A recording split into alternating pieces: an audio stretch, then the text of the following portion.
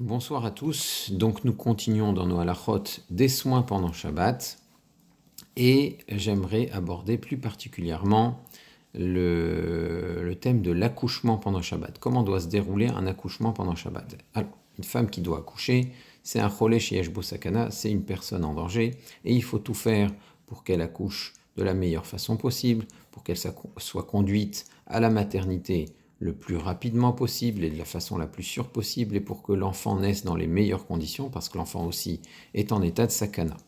Il y a quand même une petite différence entre une femme qui accouche et un cholesh yesh bo sakana habituel, normal, on va dire.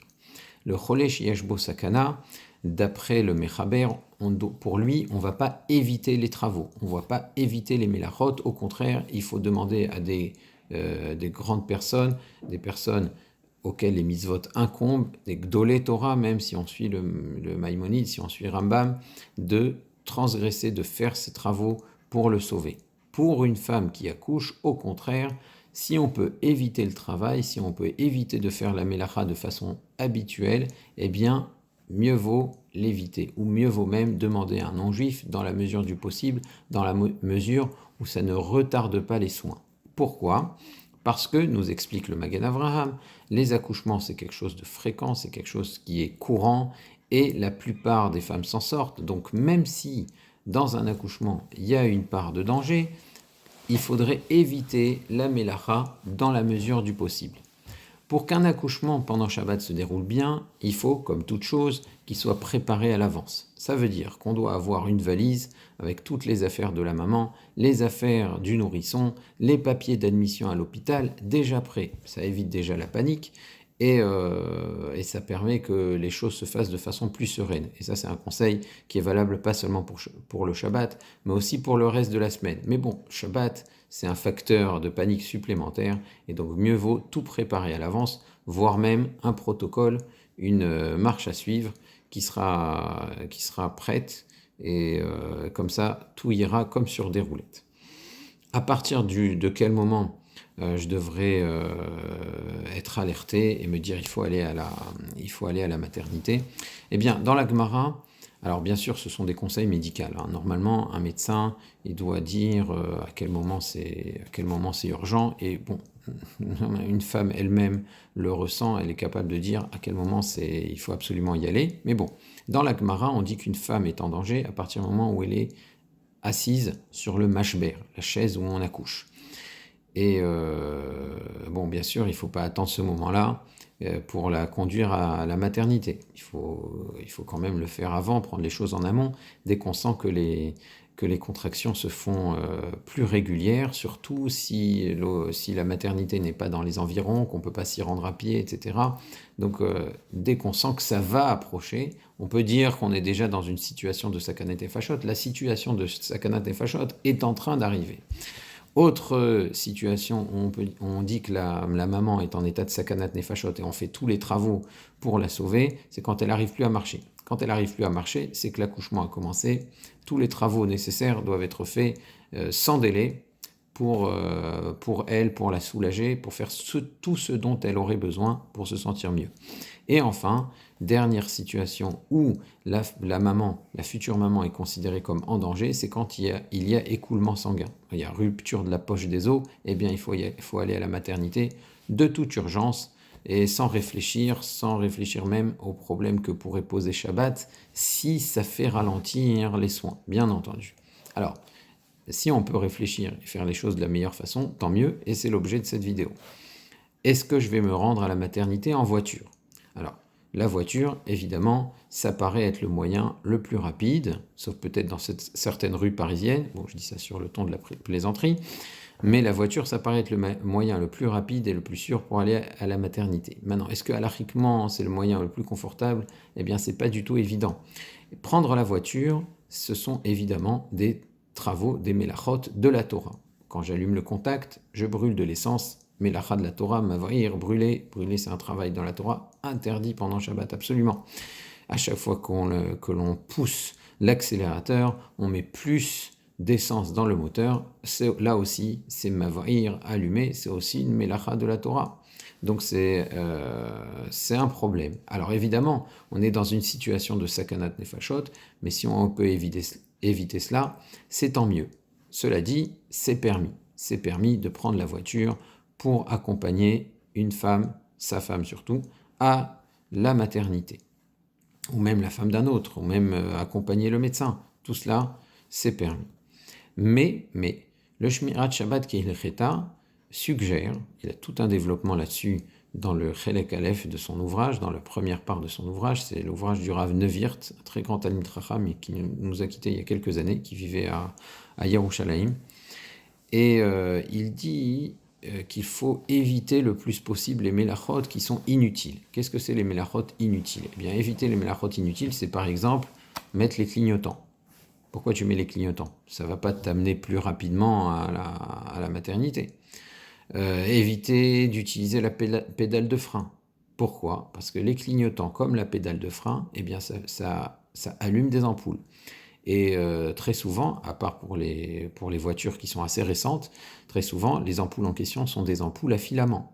Et une ampoule à filament, l'allumer pendant Shabbat, c'est un interdit de la Torah. Est-ce que c'est Mavir allumé ou est-ce que c'est Mevachel cuire parce qu'on ramollit le filament de l'ampoule? Ça serait éventuellement l'objet d'un autre cours. Mais c'est une mélacha de la Torah. Donc dans la mesure du possible, éviter les clignotants, éviter la pédale de frein. Et c'est-à-dire que avant d'arriver à un feu ou avant d'arriver à destination, il faudrait à la limite même mettre au point mort de façon à laisser la voiture rouler et faire en sorte qu'on ne freine pas. Donc bon, vous voyez déjà ça pose des problèmes, ce genre de limite. Est-ce qu'on va pouvoir respecter cela? C'est pas évident. Alors évidemment, en Israël, quand on conduit pendant Shabbat, souvent on est seul sur la route, donc c'est pas trop un danger de ne pas mettre les clignotants ou de ne pas mettre la pédale de frein, peut-être.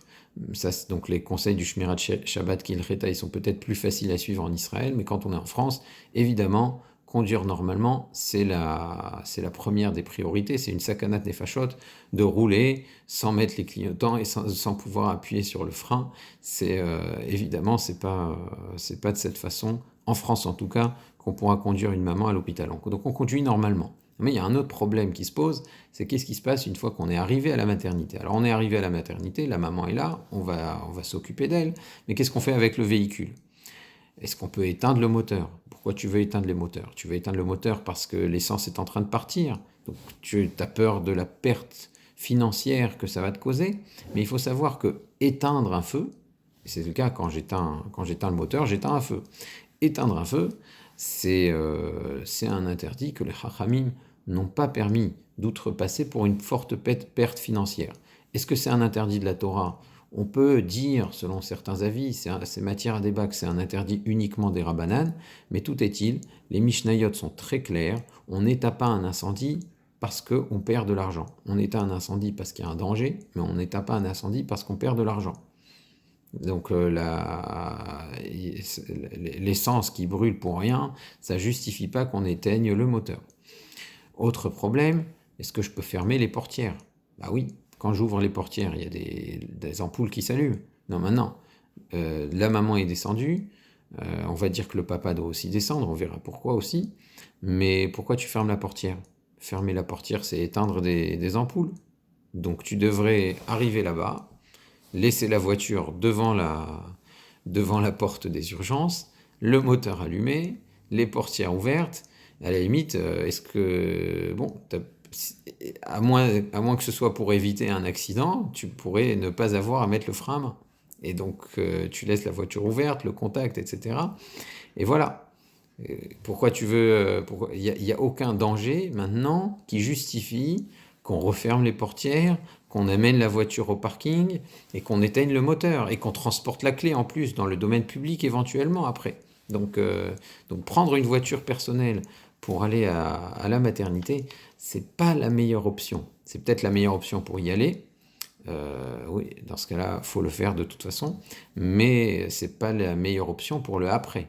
Alors, cela dit, si c'est la seule méthode qu'il y a pour sauver la vie, évidemment, il faut le faire, même si après, on est obligé de fermer les portières, de l'amener au parking et qu'on n'a pas envie de réfléchir, qu'on fait tout de façon habituelle. Mieux vaut cela pour sauver une vie que ne pas sauver une vie, évidemment. Néanmoins, si on peut avoir le choix avant, c'est pas la meilleure solution. Alors, c'est quoi la meilleure solution?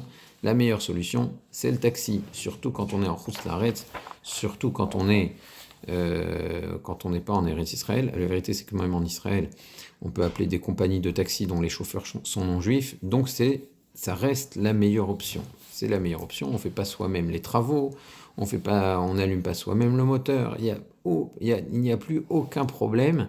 Et en réalité, demander à un taxi de venir pour un malade, on n'a même pas besoin d'une sakanat nefashot pour l'autoriser. On n'a même pas, c'est-à-dire c'est la chose la plus permise qui soit, même pour un malade qui n'est pas en danger. Même pour un malade qui n'est pas en danger, on peut demander à un non-juif de faire des travaux, et donc on peut appeler un taxi pour accompagner la personne à l'hôpital, même si on est sûr que son pronostic vital ne sera pas engagé et n'est pas engagé. Donc évidemment, pour un accouchement, c'est la voie royale. Alors vous allez me dire, oui, mais on doit lui téléphoner au taxi. Ok, quand il conduit, on doit lui téléphoner. Mais c'est quoi téléphoner? Téléphoner, c'est parler dans un combiné. Il va y avoir des ondes sonores, les ondes sonores qui sont produites par nos cordes vocales, qui vont être transformées en ondes électriques, en courant électrique. Donc je génère un courant électrique quand je téléphone.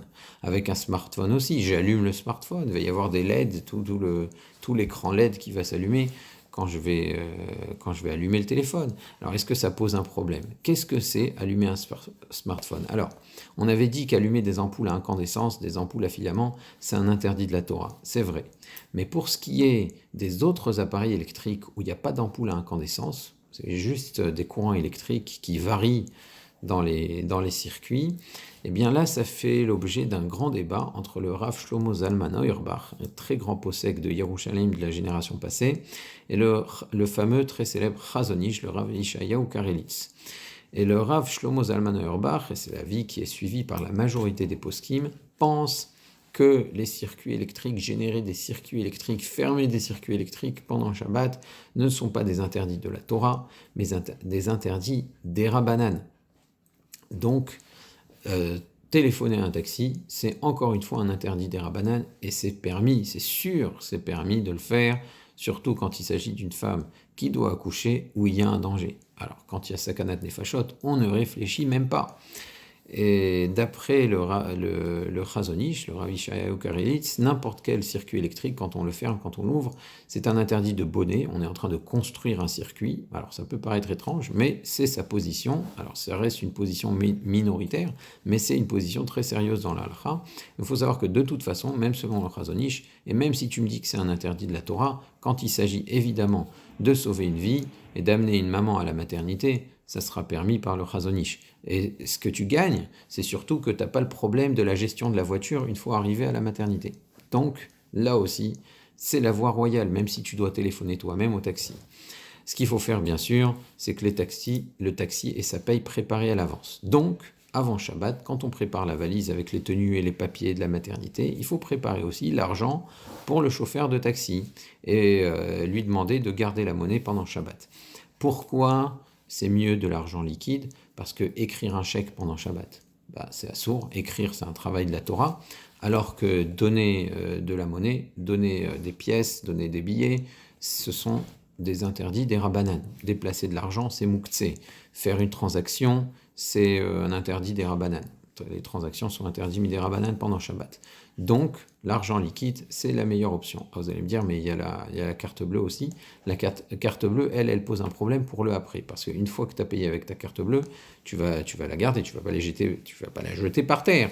Donc, la carte bleue, c'est pas la meilleure option. La meilleure option, ça reste l'argent liquide. Alors, avec les nouvelles applications de taxi comme Uber, chauffeur privé et j'en passe, je ne suis pas là pour faire de la publicité, on gagne aussi à ce niveau-là. C'est que tu as juste à appuyer sur l'application et demander le taxi, tu n'as même pas besoin de parler, c'est déjà payé et il suffit de rentrer dans le taxi et d'aller à la maternité. est-ce que le mari a le droit lui aussi de prendre le taxi? Alors on a dit le taxi c'est la meilleure option, mais à ce moment-là, le mari, de quel droit il rentre lui aussi dans le taxi? C'est la maman qui est en danger. Le mari, il peut rester à la maison. S'il prenait sa voiture pour accompagner la maman, alors je comprends qu'il y aille aussi. Mais là, quand on a appelé un taxi pour accompagner la maman, qu'il reste chez lui. Alors, il y a plusieurs arguments pour permettre au mari d'accompagner sa femme. Et je vais même jusqu'à dire, c'est pas seulement lui permettre, c'est pour l'obliger à y aller.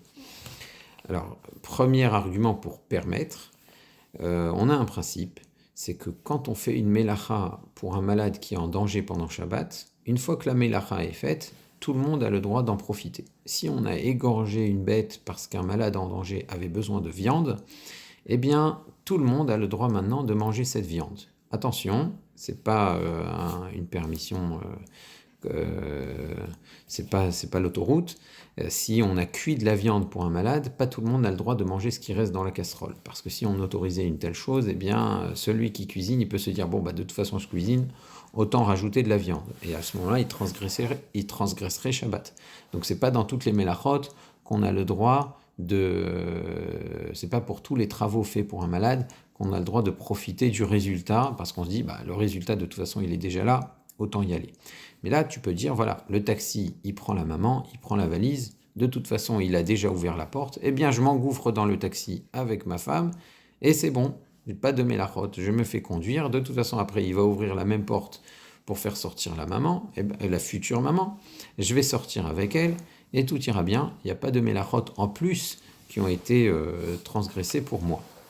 Même chose si on devait ouvrir le réfrigérateur pour prendre une denrée pour un malade qui est en danger, et je parle d'un réfrigérateur, je parle pas d'un réfrigérateur qui n'a pas de problème de lumière, etc. On va parler d'un réfrigérateur qui est très problématique, ou quand j'ouvre la porte, il y a une ampoule à incandescence qui s'allume. Alors là, c'est quasiment un travail de la Torah, c'est peut-être même sûr que ce soit un travail de la Torah. Alors j'ai le droit d'ouvrir le réfrigérateur pour le malade en danger. Une fois que le réfrigérateur est ouvert, tout le monde a le droit de se servir. On n'a peut-être pas le droit de fermer la porte. Donc même chose, là aussi, encore une fois, le mari va rentrer dans le taxi pour accompagner sa femme à la maternité. Mais il y a un petit problème, c'est que plus tu charges le taxi, plus notre chauffeur va devoir appuyer sur l'accélérateur de manière peut-être presque imperceptible, mais il va devoir le faire. D'ailleurs, dans le Shmirat Shabbat Kehilcheta, il dit que quand on prend sa voiture pour accompagner un malade à l'hôpital pendant Shabbat, il faudrait, si on sait que ça va arriver, il faudrait charger la voiture le moins possible. Et si on peut enlever des objets de la voiture avant Shabbat, c'est mieux. Pourquoi? Parce que plus tu charges la voiture, plus tu as besoin d'essence, plus tu as besoin d'appuyer sur l'accélérateur, plus tu transgresses le travail de brûler de l'essence. Alors, ça peut paraître, c'est pas pour faire des économies, je vous rassure. Maintenant, pour le mari, c'est pareil. Tu vas quand même demander au chauffeur de travailler un peu plus. Encore une fois, c'est imperceptible, il s'en fiche, mais il va travailler quand même un peu plus. Il va faire un peu plus de mélachot pour accompagner le mari jusqu'à la maternité. Alors, est-ce que le mari, il a le droit, lui aussi, de partir avec sa femme? Eh bien, en vérité, non seulement il a le droit, il a le devoir de le faire. Parce que s'il part à la maternité, c'est pas parce qu'il veut profiter aussi de ce trajet pour être là lors de ce grand moment, c'est surtout pour que son épouse soit rassurée pendant l'accouchement. Et il faut savoir que ça fait partie du pikuach nefesh. Parce que si elle s'affole, si elle perd son sang-froid, si elle n'est pas à l'aise, si elle n'est pas tranquille, eh bien l'accouchement risque de ne pas se passer de la meilleure façon possible. Donc il faut, et c'est une mitzvah et un devoir élémentaire, que le mari accompagne sa femme à la maternité. Alors, je suis désolé pour ceux pour qui c'était évident avant, mais on a quand même besoin de le dire.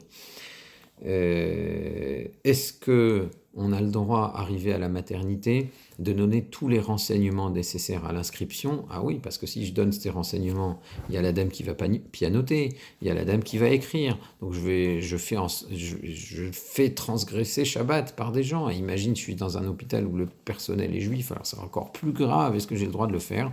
Eh bien, il faut savoir que là, ça ne me concerne pas. Non, j'ai le droit de le faire.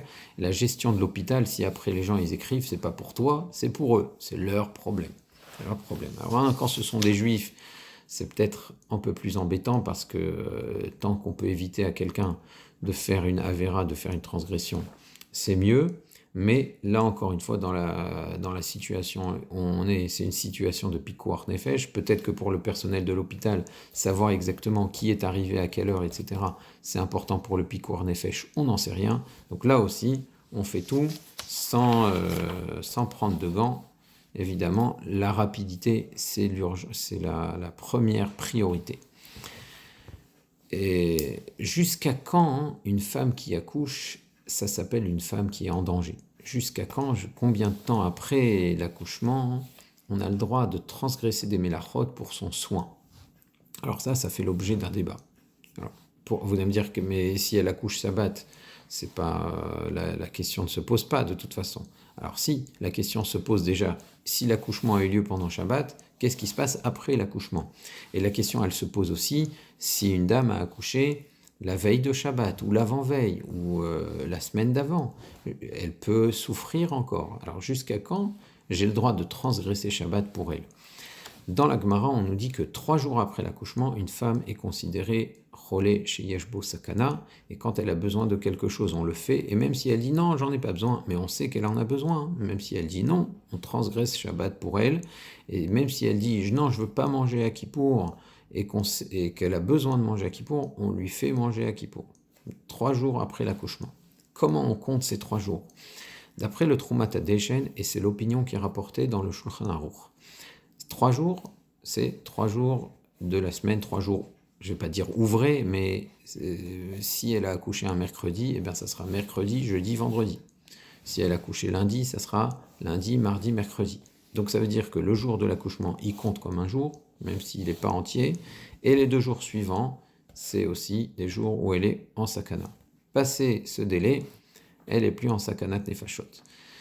Eh bien, même si c'est l'opinion rapportée par le Shulchan Aruch, on est mekil comme les autres avis. L'avis de la plupart des Rishonim, l'avis de Tosfot, l'avis du Rashba Rav Shlomo ben Ederet, qui considère que ces 3 jours, on les mesure 3 fois 24 heures. Ça veut dire que si une dame a accouché mercredi après-midi, eh bien elle est en danger jusqu'à jeudi après-midi, vendredi après-midi, Shabbat après-midi. Jusqu'à Shabbat après-midi, on fait tout ce qu'il faut pour la sauver. Et si Kippour, ça tombe Shabbat cette année-là, eh bien on lui donnera à manger pendant Shabbat. Et de même, et ça c'est valable, même si elle dit qu'elle n'en a pas besoin. Voilà. Alors comment ça se fait qu'on ne suit pas le Shulchan Aruch? Eh bien, d'abord c'est l'avis de la majorité des Rishonim, qui sont rapportés par le Gaon de Vilna, et il faut savoir que même Rav Ovadia Yosef, qui d'habitude tranche comme le Rav Yosef Karo de façon systématique, comme le Shulchan Aruch, ici, il tranche comme la majorité des Rishonim, certainement parce que Pikuach Nefesh, c'est quelque chose de très très important, c'est une notion avec laquelle on rigole pas. À bientôt, Bezrat Hashem. Au revoir.